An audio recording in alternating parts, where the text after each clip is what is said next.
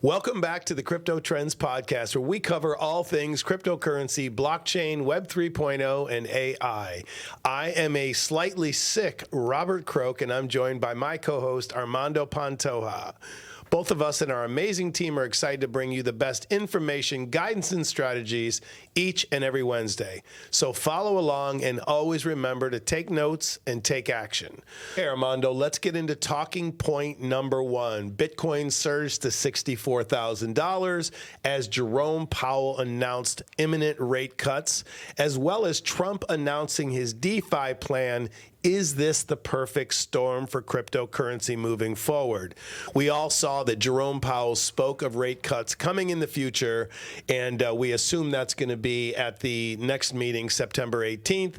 So I'm excited about that for so many different reasons, not just for crypto, but also for the markets overall, real estate, and then also mortgage rates as well. So this is a really good situation, and I'm very excited about it.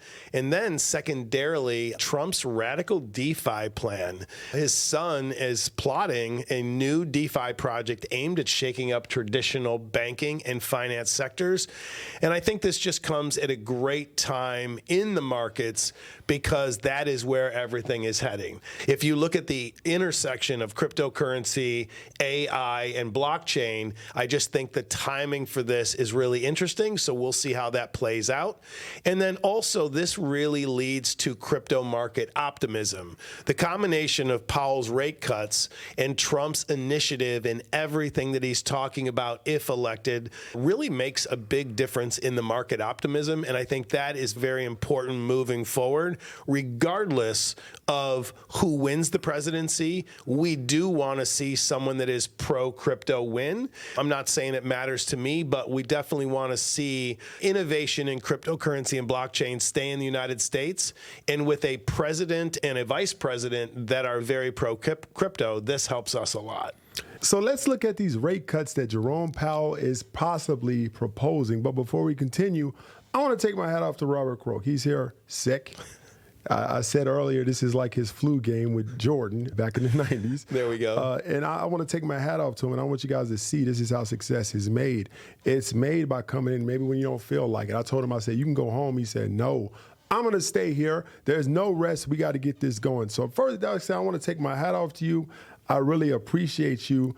You inspire me, and I hope you feel better. But we've been looking at this. So there's a rate cut that's coming up, and it could possibly change the market. We don't know how the market's going to see it. Hopefully they don't see it as a rate cut that happened out of nowhere. They see it as something that shows us that inflation is coming down, and hopefully the markets do react positively. We already see it in Bitcoin. Bitcoin got to 64,000 based on the rumors and the hype, or whatever you want to call it, around what was happening with Jerome Powell and the potential rate cut that's coming up. It could be the start of a major uptrend in cryptocurrency. We always said that around September, October, we would start to see the market start to creep up. We're 4.5 months after the halving. 4 to 6 months is normally when Bitcoin starts to come up, and Bitcoin is the driver of the market, so all crypto starts to come up. And also with these rate cuts that could possibly happen, and I think they're likely to happen, it could really boost the market up and trigger this bull market that we're going into anyway and add some fire to the flame. Yeah, I agree. When August 5th happened and the markets really tanked, everyone started to panic as usual. And if you remember, this was just a few weeks ago, the markets corrected very swiftly. Now, I'm not saying there are not recessionary aspects to our economy right now because the SOM rule was triggered when the jobs reports came out. And so that is an important factor for any of you that don't know what the SOM rule is, SAHM. That is a rule that has been correct every single time mathematically when we enter a recession, and it was triggered last week. Now, I think this time is a little different because we are seeing some other really good reports, and if you've noticed, crypto has rebounded, the stock markets are at all-time high, so we have to be trepidatious and keep an eye on things, but it is important to understand. I'm not saying there are not recessionary tails right now, but I do not feel we're going to have a hard landing. I believe that the Fed will cut the rates 25 basis points on September 18th, and we will see a soft landing, and we could see a really strong end of the year. I'm not saying we won't have volatility, but I believe we will see strength in the markets, including the crypto markets. Yeah, so hopefully with the easing of all this monetary policy, it's going to create an environment that's highly favorable to cryptocurrency. And we also know from on-chain analysis that retail involvement is nowhere near where it was at the height or even at the beginning of the bull cycle. So I think that's going to, all these three things, we're 4 or 5 months past having easing of the monetary policy and retail not being involved as they were at this point in the previous cycle. It's going to create almost like a convergence of mass convergence that's going to push Bitcoin and crypto in general into that super cycle we've been predicting for the last 2 or 3 years. I think this is the last super cycle, and I think that Trump's move into DeFi and the timing of that move is very important for the success of that project. I think they timed it well. They're right at the cusp of the bull market with Trump's popularity going up, and if he wins as president, it's going to add more into that. I think it could be great for the overall crypto market and also his individual DeFi project. And another indicator that people aren't talking about as much when we look at recessionary tails and where we're at in the economy is that store sales growth at Walmart was above what people believed it would be for this quarter. And so that is usually a really strong indicator based on the demographic of their audience and their in-store sales. So that is another strong point of why I believe we will see more volatility, but I think moving forward, we could see better markets than people suspect, especially once we really get into who's going to win the presidency. We talked about the article from Gemini a few weeks back where 75% of crypto users in the United States said that they would vote for a president that was pro-crypto. And so now with Trump being pro-crypto, but Biden stepping aside, Kamala Harris's message to me has not been pro-crypto yet. It was at first, but then it went away. Yeah, I feel like they have really dropped the ball on that because whether she's pandering or not, I think it would have been important to keep that message up in front of her campaign as a message. And so I think all of this really plays into the fact that with the rate cuts coming, Trump initiating the DeFi project, there's just so much good information happening right now that we might still see some volatility moving into Q4, but I think we will still see the bull market that we believe is going to occur in the next 18 months in cryptocurrency. Before we go to the next talking point, I want your opinion on something. And this has to do with the overall market and the economy, crypto's included in that. I was in InvestFest last weekend. I talked to a bunch of financial people, and a lot of us were agreeing that the media narrative about the economy is going into this recession and the economy is not good right now is really at opposite of what's really happening. Like you mentioned Walmart showing those great numbers. So what do you think about the economy now? Do you think the media is overstating the negative state of the market, or do you think that it's the market? I just want to know your opinion on that. That's really what I want to know. Yeah, I believe we have 3 economies. And I know this is going to sound crazy to people, but just hear me out. I believe we have the economy for the Gen X and down. I believe we have the economy for the millennials. And then I believe we have the economy for the boomers and up. And what I mean by that is the Gen Zers, I believe, have the hardest road ahead. Real estate's at all-time highs, interest rates are high, et cetera, et cetera. Food is through the roof as far as cost. So everyday incidental costs to live a meaningful and comfortable life are really putting them against the wall because wages have not kept up. But then when you go to the millennial age, I think they're in a different situation because so many of them have lived beyond their means for a long time, and that is why they've let lifestyle creep happen, and they have too much home. We call it being house broke. So I think they're in a different situation where they make a lot of money, but because they didn't have the financial literacy when they came up, that they are struggling because they're living beyond their means. Then we have the boomers.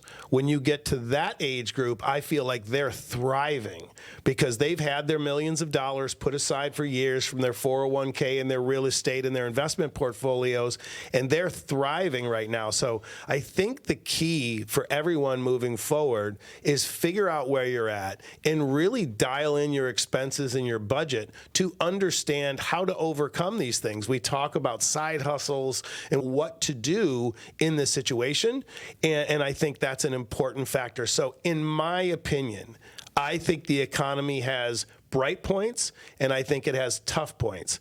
The bright points to me are alternative energy, some consumer product incidental companies. There's a lot of money to be made in those stocks and ETFs that we talk about. But then also crypto to me is the biggest wealth transfer opportunity we will see in the next 10 years for people coming up.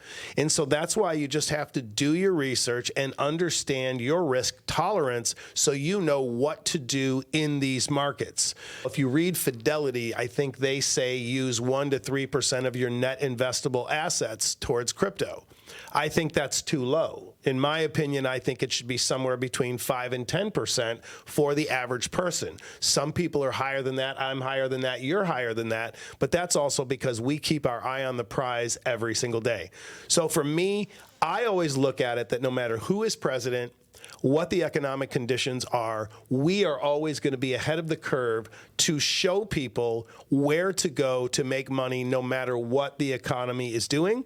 And I think that is one of the brightest parts of my day, each and every day, guiding people so they know what to do during tough economic times. So if we do see that market volatility, we will find ways to still thrive during those times. Yeah, and that would explain the different perspectives from the different people. Like I've heard a lot of Gen Zs, oh, the economy is so bad. And I'm like, it's not that bad. You're right. That's a great point. And that does explain those inconsistencies. And crypto has the power to even out a lot of those inconsistencies. So I'm glad. I appreciate that perspective. All right, so let's get into talking point number 2. Is Bitcoin losing ground as altcoins and DeFi projects are taking over?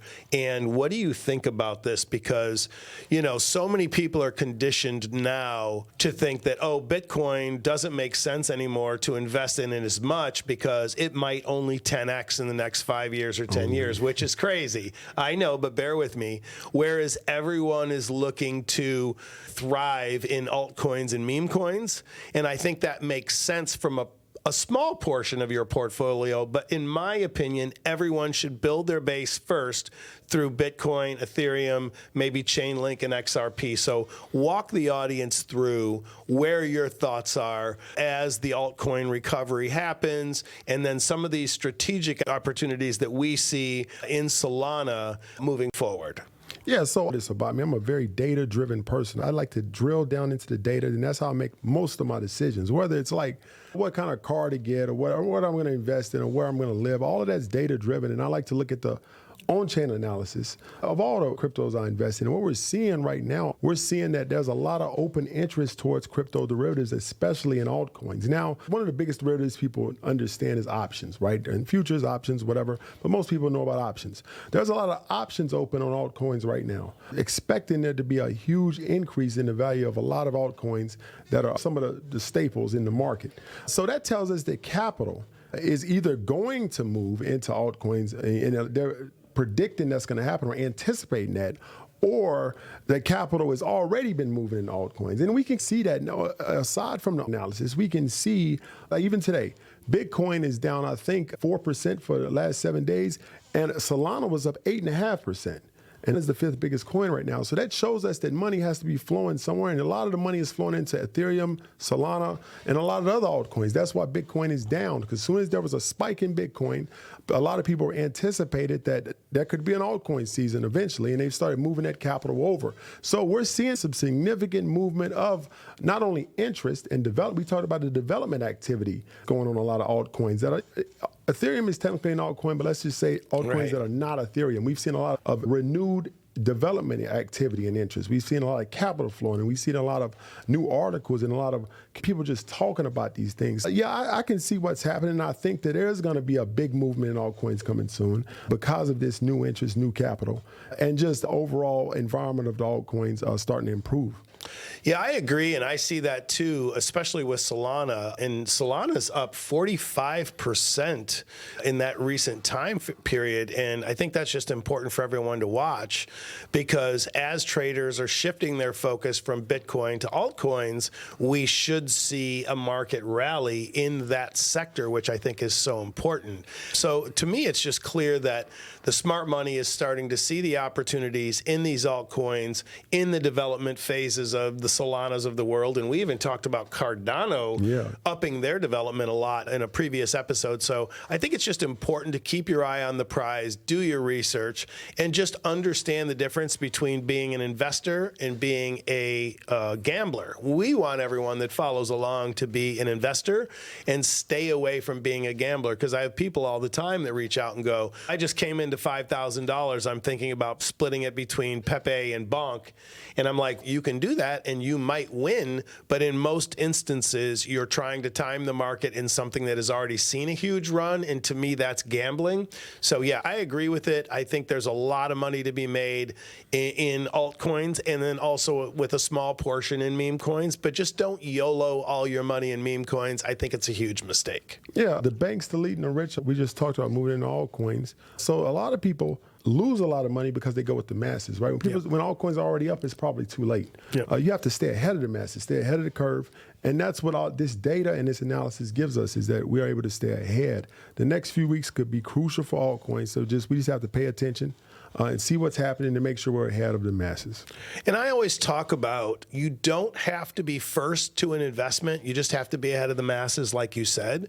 But it's just really important to understand, how do you gauge if you're ahead of the masses? This happens in the startup world a lot. It used to be when startups went public and you could buy their stock on the open market, it was usually 3-4 years after they launched. Now the average startup is 8, 9, 10, 11 years after they launched, and most of the meteoric gains has already been absorbed. It's already in there. So that's why with startups and with these cryptocurrencies, you just have to know what cycle is the project in to know your risk tolerance, but also what are the potential gains for that project. That's very important for people to understand, and that's why we try to break it down for you. So let's jump into our next talking point, Shiba Inu's latest move into a DAO. I think this is great news for Shiba holders. I am one of them. I don't add any more to my portfolio, but I have had a large bag for a very long time. So let's break it down. What is a DAO? Why is this important for Shiba Inu's community and the project in general? Because I think this is huge news.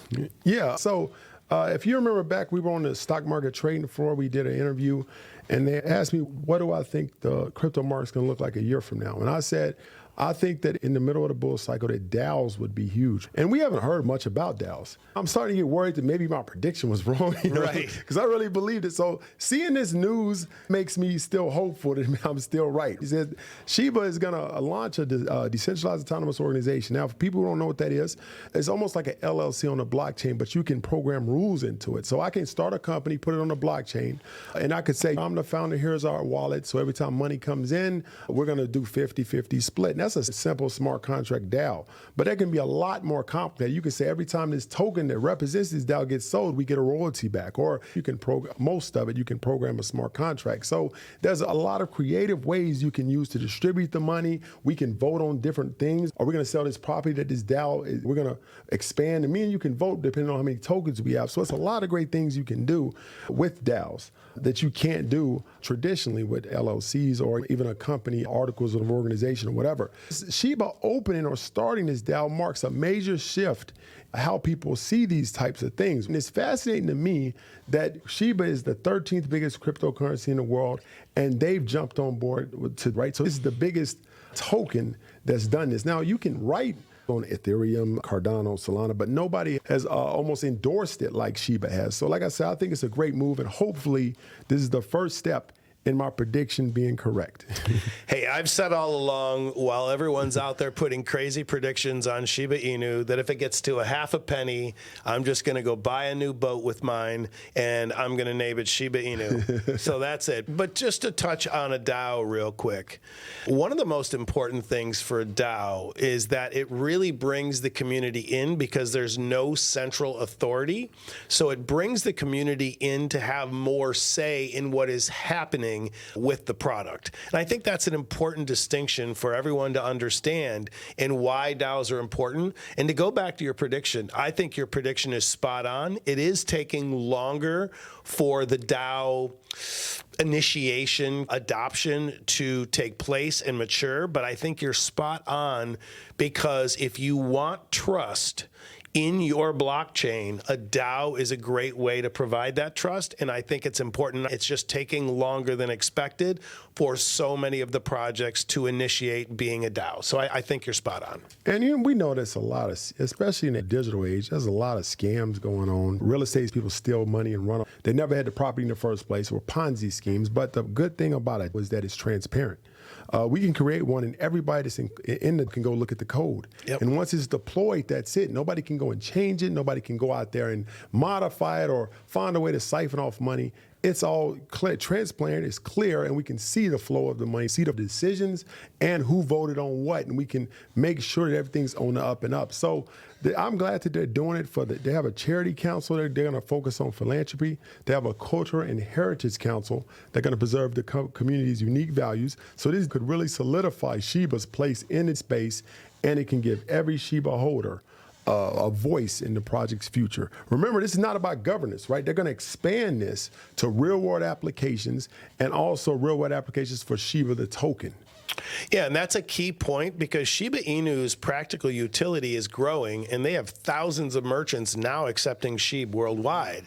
And the DAO, combined with its real-world uses, definitely should set Shiba Inu apart in the crowded market of meme coins because most people look at meme coins as useless coins that people are gambling on, and you're either the winner or you're the... And so in this instance, Shiba, I feel, is just really migrating over from just being a meme coin to having real use, real world use, and then also the community. And so I think this is huge for them. And just like Floki, where they've really made these advancements to set themselves apart. And so I think it's really important for Shiba Inu, and I'm so excited about it. And I just think it's a great project. I've held it for years now, and I'm ready for the next bull cycle in Shiba Inu. And I would even argue that by Shiba doing this, they're no longer considered a meme coin. I agree. I don't think that they're a meme coin anymore. They actually have utility because of the way that they've brought people together, gave people voices, and they also can start new projects, start new initiatives, and even profit-making initiatives. So they now have utility. Yep. Right? So that's great, and I'm still holding Shiba, and I still have big predictions for the coin. Yeah, and the way to look at it is when we talk about how people should invest in meme coins, and we tell people that if you're going to have $1,000 in cryptocurrency, that I don't think anyone should have more than 5 or 10% in meme coins, because in most instances they're going to go to zero and you're going to lose money. And in the instance of when you do find the winners, that is where you make all your money. So I just think it's important for everyone to understand what is your risk tolerance, what is your investment thesis, because so many people in the past just YOLO'd all their money in Doge and Shiba Inu, and then when they lost money because they were the sucker bet because they got in late after the big pumps of prior bull cycles, they get mad and say crypto's a scam. It's not a scam. You just didn't do your research and you didn't get the right information. And hopefully that's why you're following the Crypto Trends podcast and watching these episodes every week. So let's get into our last talking point today. Trump's announcement of his DeFi project and RFK Jr.'s endorsement of Trump. Is this the start of a new crypto revolution? Trump announced the Defiant Ones, their DeFi project led by his son, and they're really trying to work in the traditional financial system and give everyday Americans more power. And then the other part of this that I thought was pretty bold is that RFK Jr. endorses Trump and has really suspended all of his efforts and jumped on board with Trump, which I felt was a very bold move for him. And then also one other point that I'd like to touch on, Armando, is the MAGA coin surge. Following the announcement of the MAGA-themed coin, we've seen a significant rise in value. And I think this really doesn't have anything to do with the coin and more so the rise of Trump's popularity again. So again, this isn't an endorsement. We are just telling you what the markets are doing, where money is going, and what we see as positive inflection points in the markets. So let's break this down for everyone and go through it a little bit so people understand what's happening.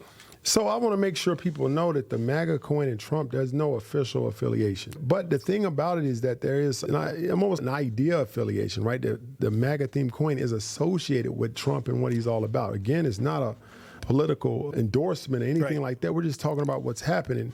But for people who are on the risky side and want to maybe take out a lever, some kind of play, and maybe if Trump wins, that MAGA coin is going to probably explode the next day. Yep.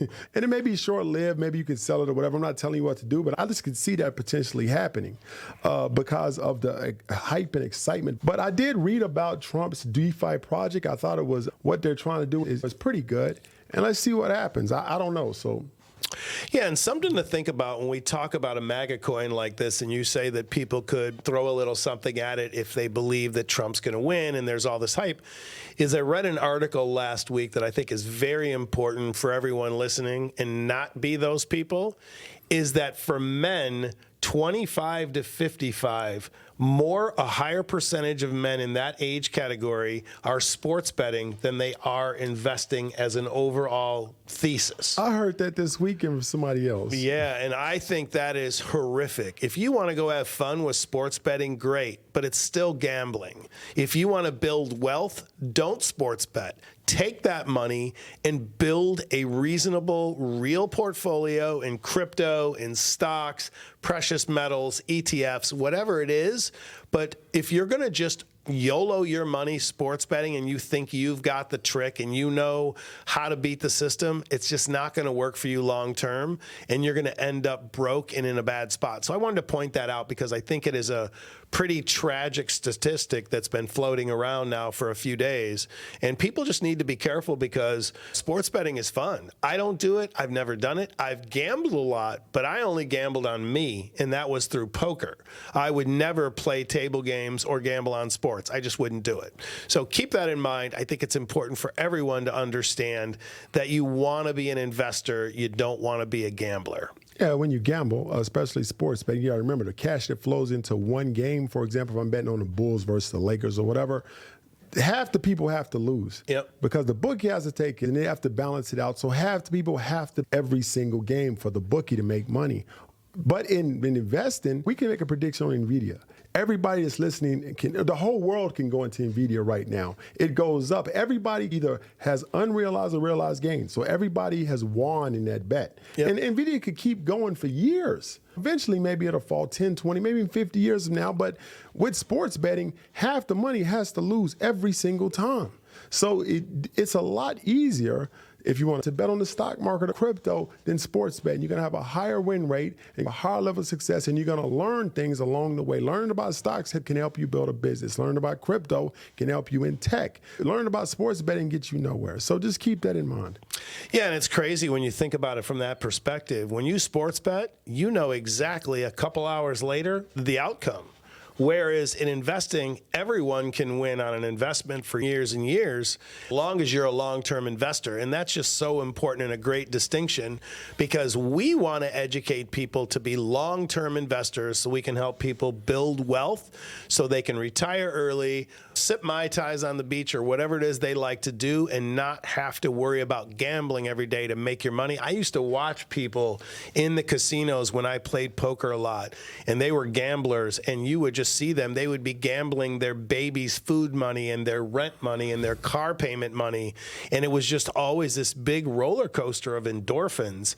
And that's why gambling is just not the right play if you're trying to build financial freedom. Thank you all for joining for this week's episode. I want to thank each and every one of you for following along. You can find us on Instagram at Crypto Trends Podcast and on Spotify, Apple, and YouTube. We are so excited to come here week and share with you all of our insights, education, and ideas for where the markets are going. If you love the podcast, please share with a friend, give us a 5-star review, and we'll see you next week.